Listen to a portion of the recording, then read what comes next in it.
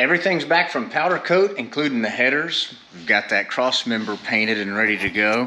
Let me tell you, this finish looks amazing. I hope you guys can see it in this light.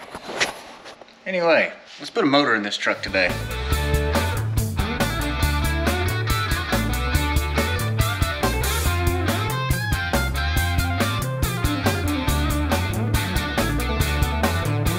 And in my mind, this is the way to hoist an engine.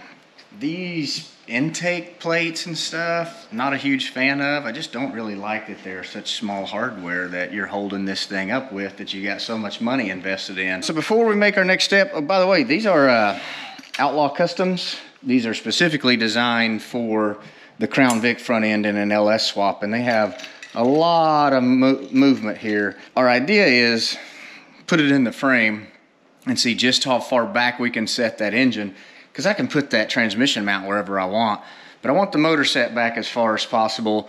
For one, to give us plenty of clearance on the front end, radiator, fans, any hoses or accessory drives, but also want the weight transferred towards the center of the truck. It's our new flex plate from Advanced Adapters, and it gives us that 4/10 of an inch spacing out, since the LS engines tend to have their crank set in much deeper than the original small block Chevys did. If you're bolting these old transmissions, you're going to have to adjust for that. We also have that same spacer to go into the crank to set the torque converter back that far. Now, it came with this hardware that already has that thread locking compound, and because this surface, it arches out to reach the torque converter, and it curves back in to mount this starter ring, so you can still use the stock LS starters. These innermost circles are the ones we're going to use for our torque converter, which kind of lets me know I can use one of these other holes to brace the engine from spinning while I torque these down. We're going to make our first pass at about 20 foot-pounds. Now we'll go to 37. All right, last pass. It's a pretty big jump. We're going to 74 pounds.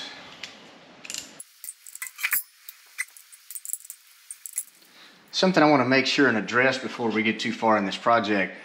This is our spacer sleeve or collar that the end of this torque converter is going to slide into to keep it centered.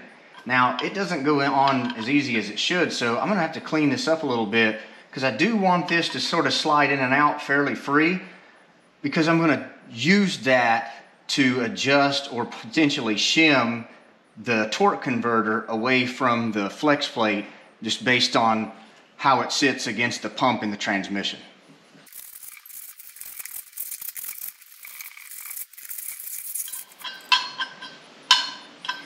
That should do it. All right, we're ready to put a little fluid in our torque converter now. Usually about 1/4 to 1.5 quarts.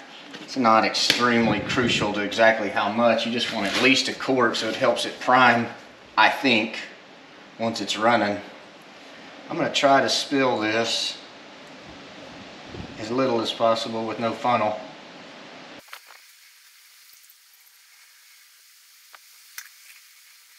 Put a little bit of it on this snout for that seal that it goes in.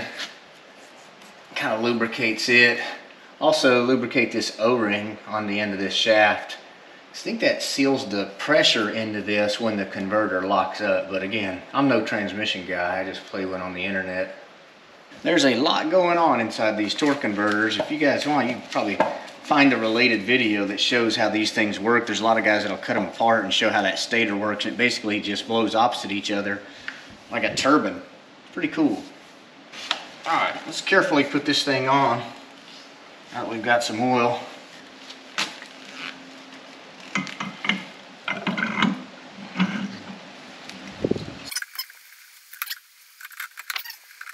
Should be all the way.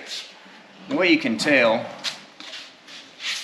is you shouldn't be able to put your hand between the transmission and the torque converter. Unless you've got one of those really small, like 5,000 RPM stall converter, then maybe. You're gonna wanna hold the weight and spin it until you feel it make 2 bumps. That second one typically is gonna have you all the way in where you need to be.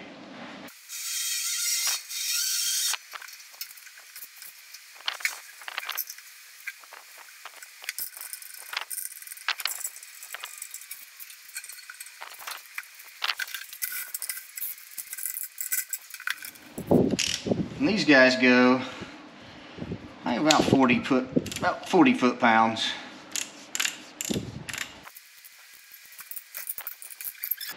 All right, so now we need to concern ourselves with the torque converter spacing. So right now, it is all the way back against the front of the transmission of the pump. And we want to see that there is, and I've measured this is a 1/4 inch space between it and the flex plate, which that's a little bit much. You want between an 1/8 and 3/16, also known as an 1/8 1/2. But we need to put a minimum of a 1/16 of an inch washer between the torque converter and the flex plate to be within reason of where you want it to be.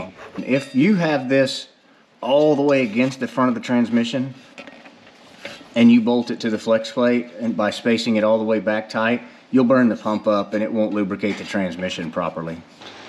So what I've done to fix this is come up with the washers that we need that will space that.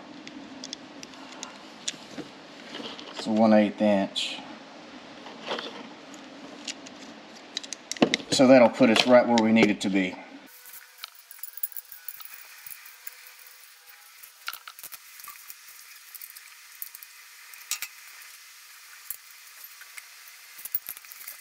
You want to torque these to 35 foot-pounds.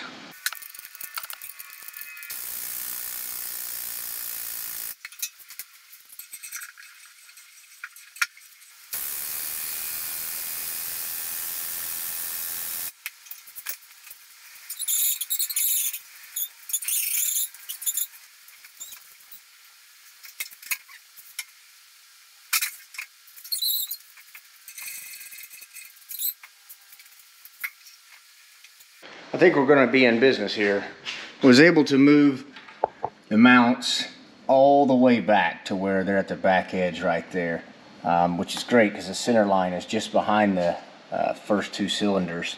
It's great for weight transfer and ride and all that comfort stuff. So that's definitely a win. I haven't snugged these up yet because we still need to deal with the transmission, but I do like where this is sitting.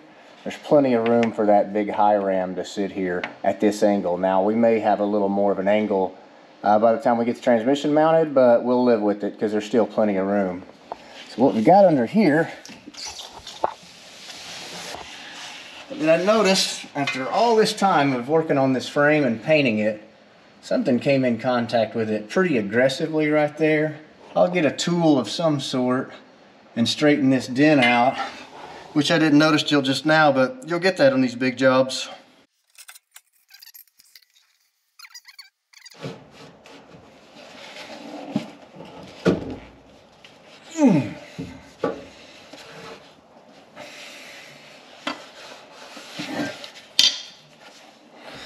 All right. Yeah, it's much straighter. I got the cross member back in here. I'm looking from here. May put the drive shaft a little tight from this yoke, and we probably need a little more room than this for, you know, those big 5,000 RPM launches. And here's the space we have between our mount and our cross member. So what I'd like to do is maybe split the difference. Let's see what we've got. 6/10 of an inch. 1/4 inch worth of spacing on there, probably put us just right. So I ended up cutting some of this rubber pad to use as a spacer under the mount on each side. It kind of helps isolate it as well. And then we've got it centered up right here between the frame rails. So that's all set. And I like the way this turned out because the transmission pan is about the same angle or level with the truck frame.